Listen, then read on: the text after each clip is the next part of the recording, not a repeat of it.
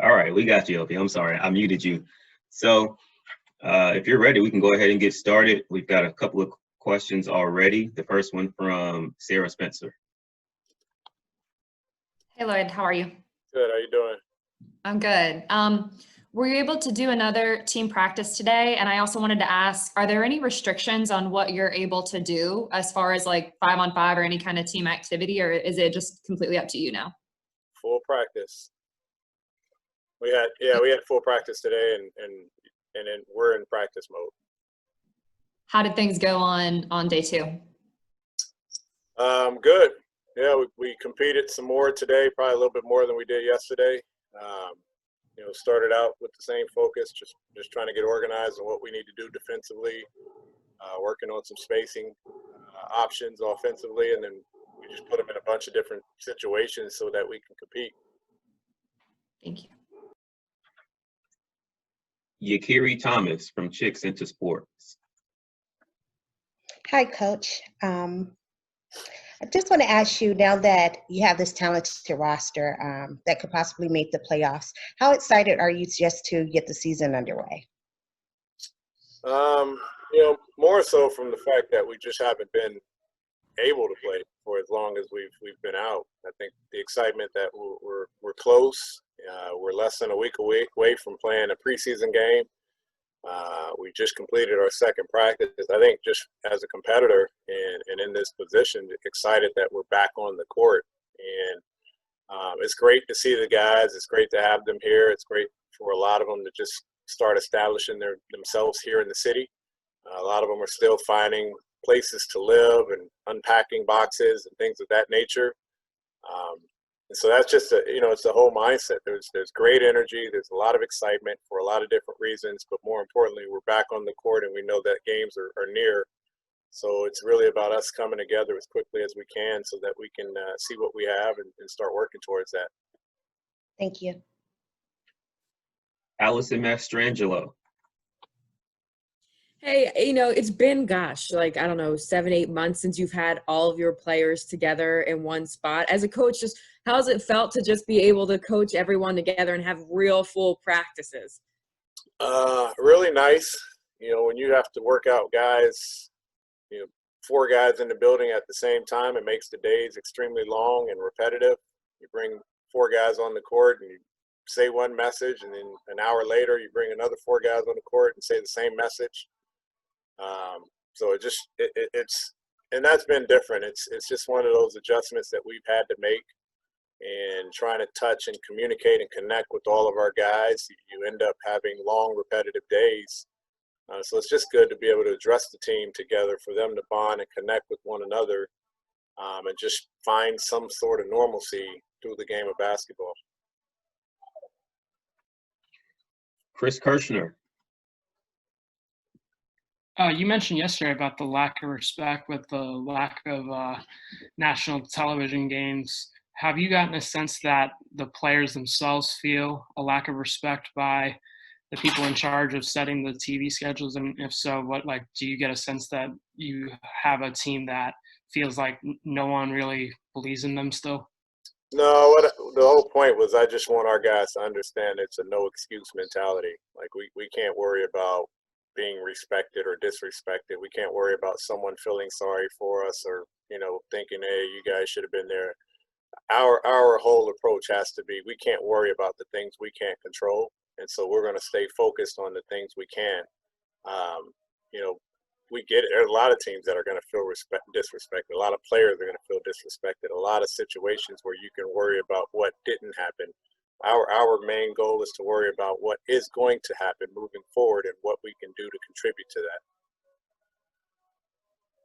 that. Ray Glear.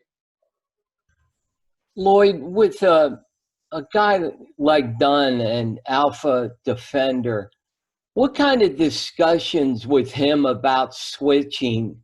And what about, him going in the last 2 minutes of a game to guard Fred or guard Butler? Can he play that style? Well, I think as a defender, I think one of the things you always try and do is figure out what your competitive advantages are. And, He knows tendencies. He knows the guys that he's guarding and how to really make it a tough night for them. I don't think it's a possession that we're looking at. I think we're looking at the entirety of a game. And so I brought that up as a point to say, he does a tremendous job when he can lock in on someone. One of the areas I think we can help him grow is being able to be a little more versatile defensively as well. We have to be versatile, and we have to be great at locking in the guys as well. And so he brings that component to us. We want to see if we can add to his skill set and his defensive mindset. And one of the areas is being able to switch effectively and still be effective. And so there's not a guy in this league I'm not afraid to put him on, especially on the perimeter. We just have to understand that we still need to be on the same page and have a five-man defense. And he's got to be a part of that, and we've got to be able to match his intensity on that side of the floor as well. Thank you. Okay, we've got 4 more. One from Greg Hurd. Who's on mute? Okay. Hey, Coach. Last year you talked a lot about playing with energy, where sometimes the team didn't come out playing with a lot of energy, and that cost you some games. What have you told the team about that? Have you reiterated that message at all in these first couple of practices?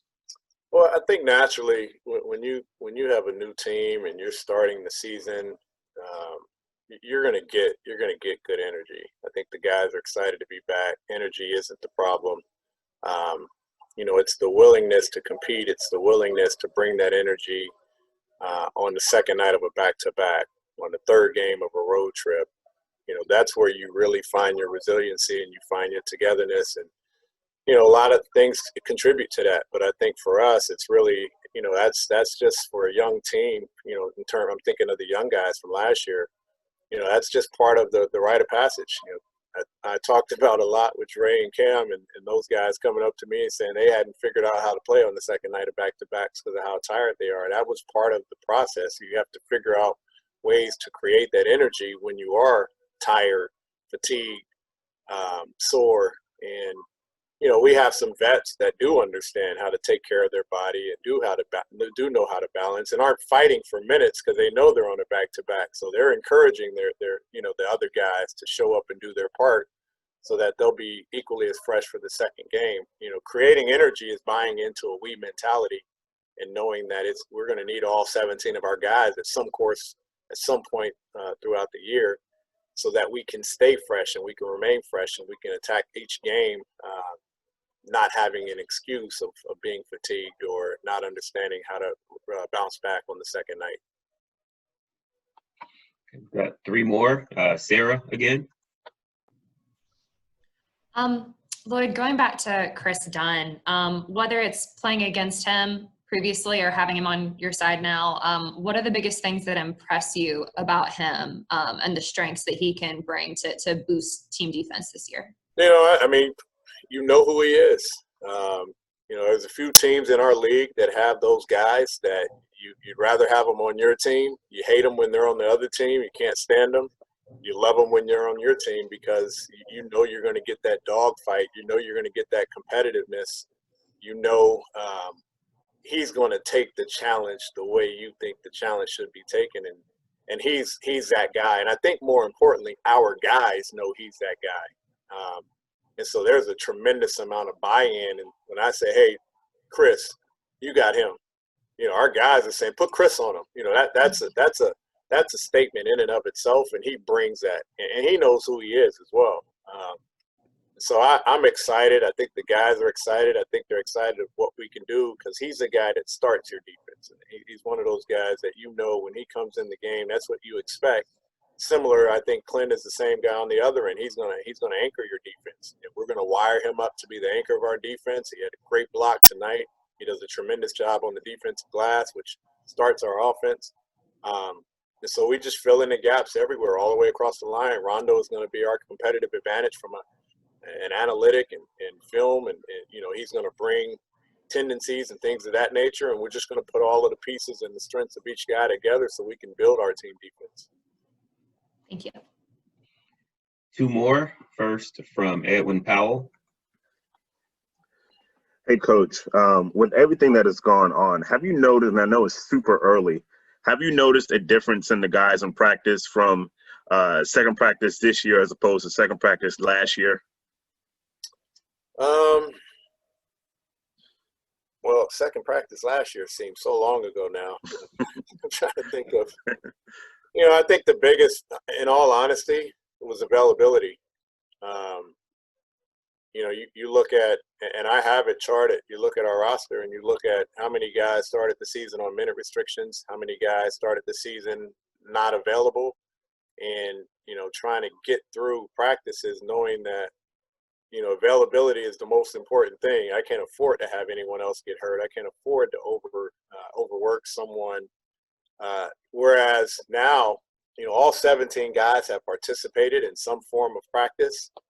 And it's great when we do our team drills, and then when we compete, you can feel that competitive nature on the court. And we're running our guys, we're doing defensive slide every time they lose the scrimmage or whatever the drill may be.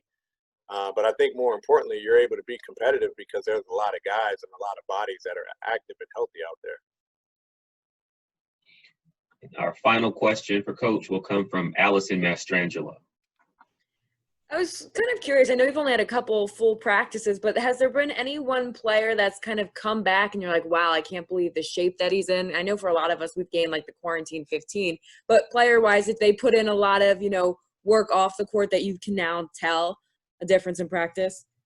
I've got the quarantine -5. I can't gain weight. I keep losing weight. I can't lift weights. You can't touch weights here in the facility. We just leave it to the players. And so it sounds like a great thing, but I'm trying to get strong. I want to look good in my polos. We can't wear suits this year. I got to wear polos, so it's not as fun. But no, it's surprisingly the guy you aren't expecting. I think Brandon Goodwin looks like a monster out there. I mean, he's just, and I've had conversations with each of our guys, and I've told them, trying to clearly lay out their roles for the year.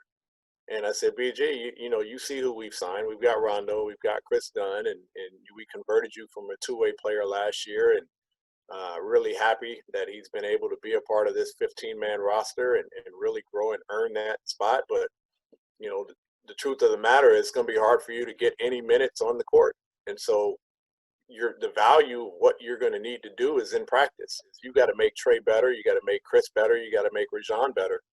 And he looked at me and he said, Coach, he said, it's great to hear exactly what you want me to do. And I said, at the same time, stay ready because you also won us some games last year. And so this is just part of his growth and his development. And I think he looks tremendous on the court, accepting his role, buying into his role, and coming back ready to do that, knowing that we brought in some guys that are probably going to be ahead of him. I expect some guys to still have to work their way into shape. And, when you've had this kind of layoff and we jump back into the league a little bit sooner, into season a little bit sooner than I think most anticipated, no one's sitting around in 100% tip-top shape. And this is part of our growth and being able to manage the practices well. We'll have a maintenance day tomorrow, which means we won't be on the court. Everything's about getting your body taken care of, getting tested, and really trying to recover. But by design, we worked hard for 2 days. We got something going tonight, and we'll continually and slowly get our guys into shape as the first preseason game rolls around. All right, that was our final question. So, Coach Pierce, thank you for